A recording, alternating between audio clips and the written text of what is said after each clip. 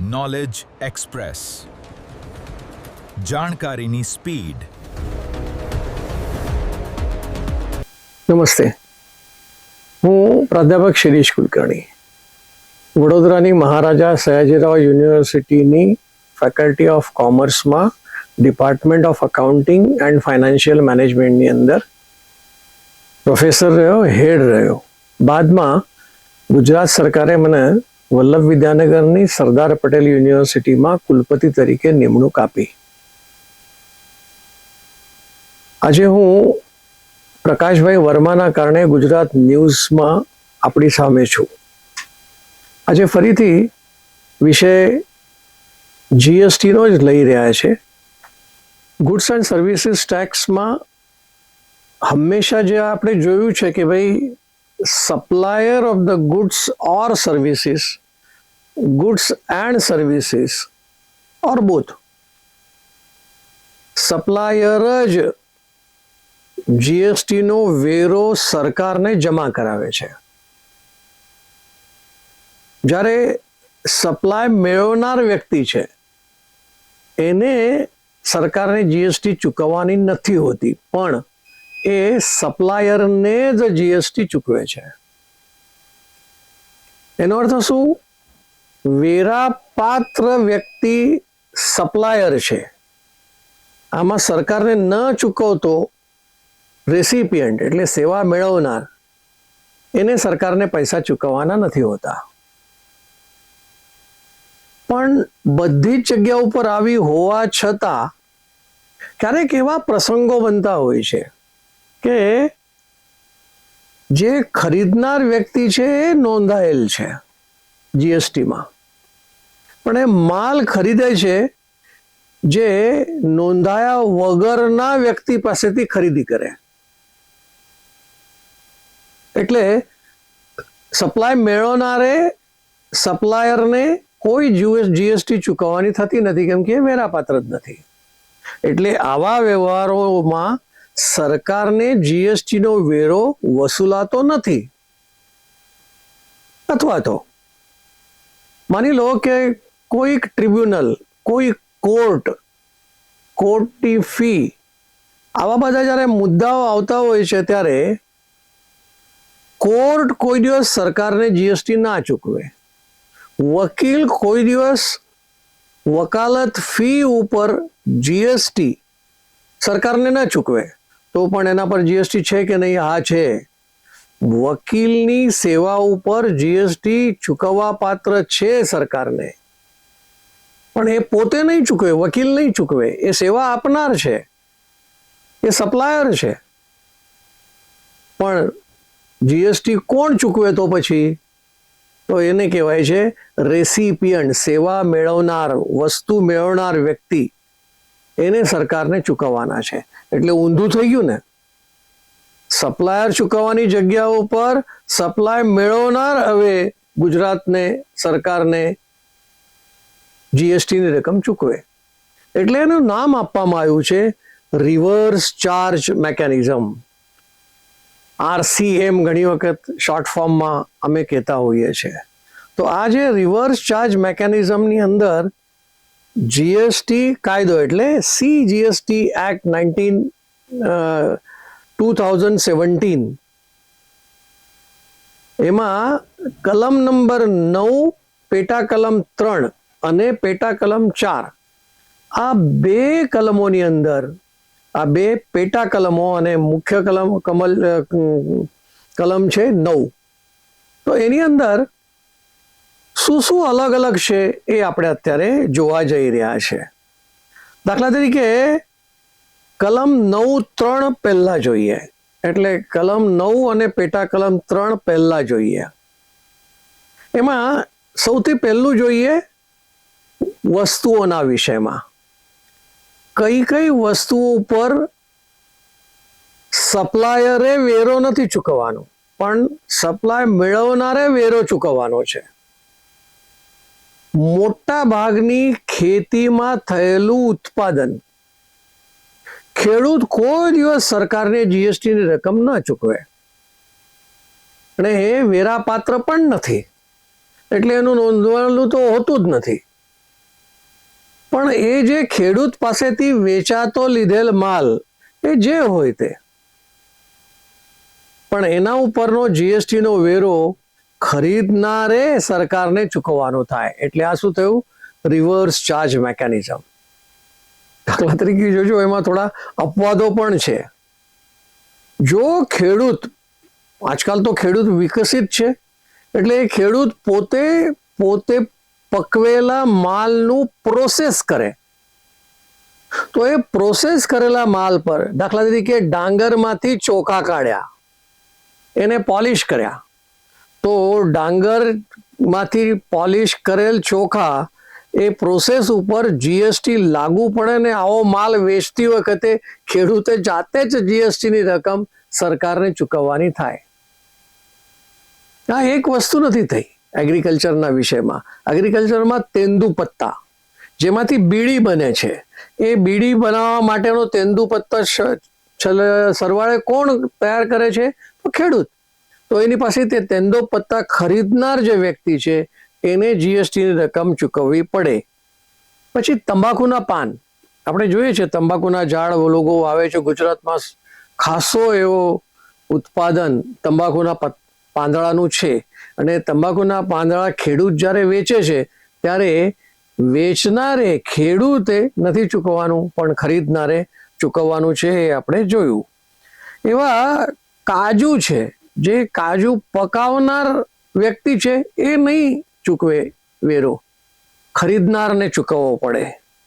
એવી રીતે કાચો કપાસ જ્યારે કપાસના ઝાડમાંથી વીણીને લાવતા હોય ને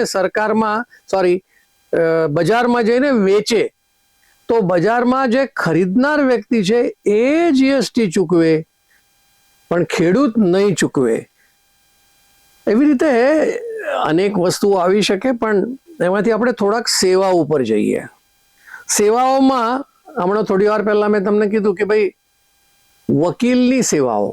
વકીલના સેવાઓમાં હંમેશા વકીલ નથી ચૂકવતા, પણ સેવા મેળવનાર વ્યક્તિ છે એ ચૂકવે છે. પણ એમાં જો અપવાદ છે.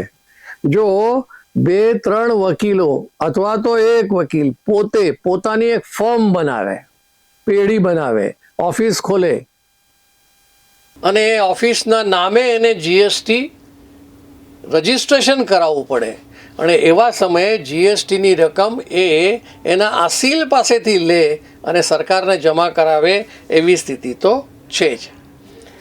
દાખલા તરીકે મેં થોડી વાર પહેલાં કીધું એમ, કોર્ટ, ટ્રિબ્યુનલ, એની સેવાઓ જ્યારે પણ લેવાની થાય ત્યારે ટ્રિબ્યુનલ જીએસટીની રકમ ના ચૂકવે.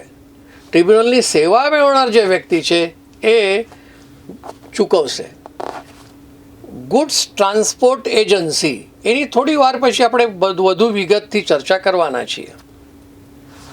હમણાં થોડા વખત પહેલાં કોર્પોરેશનના ઇલેક્શન થયા, એમાં કોર્પોરેટરો બન્યા, મેયર બન્યા. હવે એ લોકો જ્યારે સેવા આપતા હોય એ સેવા ઉપર જીએસટી ચૂકવવાની થતી નથી. એવી રીતે વિધાનસભાના સદસ્ય, ધારાસભ્ય, એને કોઈ જીએસટી ચૂકવવાનું નથી. પણ આપણે એની પાસેથી જો કંઈ સેવા લેવાની હોય અને એમાં જો કોઈ કિંમત ચૂકવવાની થતી હોય, એ ધારાસભ્ય નથી ચૂકવવાની હોતી, એ સરકારમાં ચૂકવવાની હોય, પણ એ કોઈ દિવસ એના ઉપરની જીએસટી ધારાસભ્ય ન ચૂકવે, કોર્પોરેટર ન ચૂકવે, સંસદ સભ્ય ન ચૂકવે, તો એ ચૂકવવું પડે જે સેવા મેળવનાર વ્યક્તિ છે એ. દાખલા તરીકે તમે જાણો છો, વીમા કંપનીઓમાં વીમો મેળવનાર વીમા એજન્ટ્સ હોય છે. હવે એ વીમા એજન્ટ સેવા આપે છે, પણ એ સેવા આપે છે કોણે? તો જનતાને પણ આપે અને વીમા કંપનીને પણ આપે. પણ એની સેવા ઉપરનું મૂલ્ય તો છે જ, એના ઉપર જીએસટી તો લાગુ પડે. એના કમિશન ઉપર જે જીએસટી છે એ જીએસટી એજન્ટ નહીં ચૂકવે, જીએસટીની રકમ ચૂકવશે વીમા કંપની ચૂકવશે. હવે આવનારા થોડા સમય બાદ, દાખલા તરીકે સપ્ટેમ્બર, ઓક્ટોબરમાં ગરબાનો મહોત્સવ આવવાનો છે. હવે આ ગરબાના મહોત્સવની અંદર ગરબાઓ ફૂલ જોશમાં ગુજરાત આખામાં ચાલે છે. ને હવે આજકાલ તો ગરબામાંથી આખું વિશ્વ મુક્ત નથી એવું કહેવામાં વાંધો નથી, પણ આપણે અત્યારે ગુજરાત પર જ ચાલીએ ને જીએસટી પર જ ચાલીએ. તો એમાં ક્યારેક આપણે નથી, ઘણી વખત જાહેરાતો જોઈએ છે. જાહેરાતોની અંદર એ આખા ગરબાની આઇટમ છે એ કોઈક સ્પોન્સર કરે છે. ચાલો ને ગરબાને બાજુ પર રાખીએ. ક્રિકેટની આઈપીએલની મેચ, એ આઈપીએલની મેચ પણ કોક ધંધાદારી સ્પોન્સર કરે છે.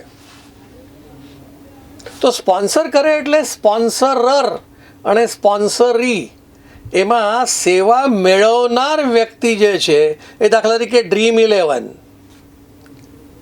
એટલે આવા જે ટાટા આજકાલ આઈપીએલમાં હતું, તો એ જ્યારે સ્પોન્સર કરતું હોય તે વખતે આઈપીએલ ઉપરની જે જીએસટીની રકમ છે એ કોઈ ટીમ, ગુજરાત ટાઇટન્સ હોય કે ચેન્નાઈ સુપર કિંગ હોય, આવા બધામાં એ જીએસટીની રકમ નથી ચૂકવતી. સ્પોન્સરરે ચૂકવવાની હોય જીએસટીની રકમ.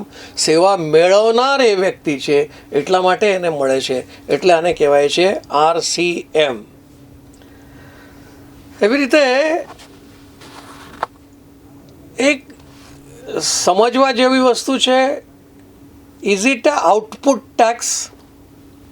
હંમેશા જ્યારે આપણે કહીએ ને સપ્લાય એટલે બહાર જાય માલ, ગોડાઉનમાંથી, દુકાનમાંથી, ફેક્ટરીમાંથી માલ જ્યારે બહાર જાય તો એના પર ટેક્સ લાગે, સપ્લાય પર લાગે, એટલે એને આઉટપુટ ટેક્સ કહેવાય. પણ આપણે જ્યારે RCM કહીએ છીએ, રિવર્સ ચાર્જ મેકેનિઝમ, તો એને આઉટપુટ ટેક્સ તરીકે કહેવાશે નહીં. ક્યારેક ભારત બહારથી સપ્લાય આવે છે ત્યારે આપણા જીએસટીના કાયદાઓ વિદેશમાં તો ચાલતા જ નથી, એટલે અંતે તો અહીંયા આવી ગયા બાદ જે ઇમ્પોર્ટર છે, જેને આયાત કર્યું છે, એ જીએસટીની રકમ સરકારને ચૂકવે છે, સપ્લાયર આમાં ચૂકવશે નહીં. એટલે આમાં એક જ RCM જ ચાલશે. હવે આપણે આગળ વધીએ છીએ ગુડ્સ ટ્રાન્સપોર્ટ એજન્સી પર. પહેલાં તો સમજીએ ગુડ્સ ટ્રાન્સપોર્ટ એજન્સી એટલે શું.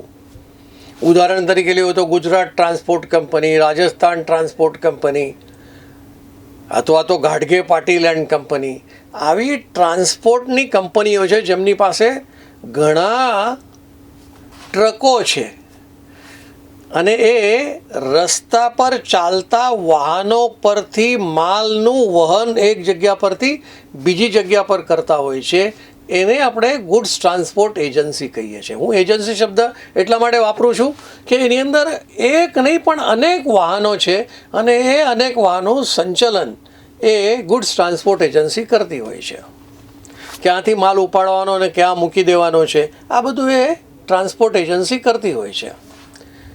ઘણી વખત જે પ્રાઇવેટ, જે વ્યક્તિ પોતાની ટ્રક છે, એકલો વ્યક્તિ, તો એને તો આ પ્રશ્ન જ નથી આવતો, કેમ કે એને ગુડ્સ ટ્રાન્સપોર્ટ એજન્સી નહીં કહેવાય. પણ એ જ વ્યક્તિ જો પોતાનો ટ્રક કોઈ એજન્સીમાં મૂકી દે તો પાછું આ જીએસટીનો પ્રશ્ન શરૂ થાય. 2017માં જ્યારે જીએસટી લાગુ પડ્યો તે વખતે ટ્રાન્સપોર્ટ પર પણ જીએસટી લાગશે, એટલે ટ્રાન્સપોર્ટરો, ટ્રકના માલિકો, ટ્રકની એજન્સીઓ આ બધા હડતાલ પર ઉતરી ગયા. અને એટલું ઇફેક્ટિવ થયું હતું કે આખું જામ થઈ ગયું હતું, રસ્તા ઉપર ટ્રકો જામ થઈ ગયા અને કંઈ થતું નહોતું. સરકારને એમને કીધું કે ભાઈ અમને આમાંથી મુક્તિ આપો. આમાં કોમ્પ્લાયન્સ કોણ કરે? એ કોમ્પ્લાયન્સ કરવાનું હોય તો અમારે તો જવા આવવાનું હોય અને એમાં જ જો સમય જતો હોય, 24 કલાક 48 કલાક અમે ડ્રાઇવિંગ કરતા હોઈએ, તો એવા સમયે અમે આ બધી વાત નહીં કરી શકીએ. એટલા માટે સરકારે એમની વાતને સ્વીકારી અને એને રિવર્સ ચાર્જ મેકેનિઝમમાં મૂકી દીધું. એટલે કોઈ પણ ગુડ્સ ટ્રાન્સપોર્ટ એજન્સી પોતે જીએસટીની રકમ ચૂકવશે નહીં. એની જગ્યા ઉપર જે સેવા મેળવનાર વ્યક્તિ છે એ સરકારને જીએસટીની રકમ ચૂકવશે. પણ એ રેસિપિયન્ટ કોણ હોવો જોઈએ, સેવા મેળવનાર કોણ હોવો જોઈએ, એ પણ નોંધાયેલો ક્યાંક ને ક્યાંક નોંધાયેલો હોવો જોઈએ. દાખલા તરીકે ફેક્ટરી એક્ટ 1948 એની અંદર જો નોંધાયેલો હશે ફેક્ટરી એક્ટમાં, તો એવો સેવા મેળવનાર વ્યક્તિ આ સરકારને જીએસટીની રકમ ચૂકવશે જો ટ્રાન્સપોર્ટની સેવા લીધી હોય તો. રજિસ્ટર્ડ કોઓપરેટિવ સોસાયટી 1860માં કાયદો બન્યો, એમાં જે રજિસ્ટર થયેલી સોસાયટીઓ છે એ જો ટ્રાન્સપોર્ટની સેવા લે તો એમને સરકારને જીએસટીની રકમ ચૂકવવી પડે. કોઓપરેટિવ સોસાયટી પણ આમાં આવી શકે. અને કોઈ પણ જીએસટીમાં નોંધાયેલ વ્યક્તિ જો ઘણી વખત ભાગીદારી પેઢી છે એ નોંધાયેલી હોય કે ન નોંધાયેલી હોય તો પણ એ જીએસટીની રકમ ટ્રાન્સપોર્ટના માટે ચૂકવશે. સ્વાભાવિક છે, જો ભાગીદારી પેઢી ચાલતી હોય તો કંપનીઝ એક્ટમાં નોંધાયેલી કંપની પણ એમાં રેસિપિયન્ટ હોય ટ્રાન્સપોર્ટની સેવામાં તો એને જીએસટીની રકમ ચૂકવવી પડે. હવે સવાલ ફક્ત એક જ આવે છે કે જીએસટીની રકમ ટ્રાન્સપોર્ટ એજન્સી પોતે ના ચૂકવી શકે? આમાં તો કાયદો તો થઈ ગયો કે ભાઈ ના, હવે અમે લોકો નહીં ચૂકવીએ પૈસા, તો જે સેવા મેળવનારને એ આપશે, એટલે આરસીએમ તો એ વાત જુદી છે. પણ ટ્રાન્સપોર્ટ એજન્સી જાતે આમાં ઇન્વોલ્વ થવા માગતી હોય તો થઈ શકે કેમ? હા, થઈ શકે. આજે પણ ગુજરાત ટ્રાન્સપોર્ટ અથવા તો બીજી કોઈક ટ્રાન્સપોર્ટ કંપની એવા લોકો નોંધાયા જીએસટીની અંદર, તો એના ગ્રાહકો પાસેની જીએસટીની રકમ મેળવે અને સરકારને ચૂકવે, આવી પણ વ્યવસ્થા એમાં કરવામાં આવેલી છે. એટલે ગુડ્સ ટ્રાન્સપોર્ટ એજન્સી એકલી આરસીએમમાં આવે છે એવું નથી. કેટલાક ગુડ્સ ટ્રાન્સપોર્ટ એજન્સી હવે સરકારને પોતે પણ પૈસા ચૂકવે છે. અહીંયા હું મારી વાતને વિરામ આપું છું. આભાર. નોલેજ એક્સપ્રેસ, જાણકારીની સ્પીડ.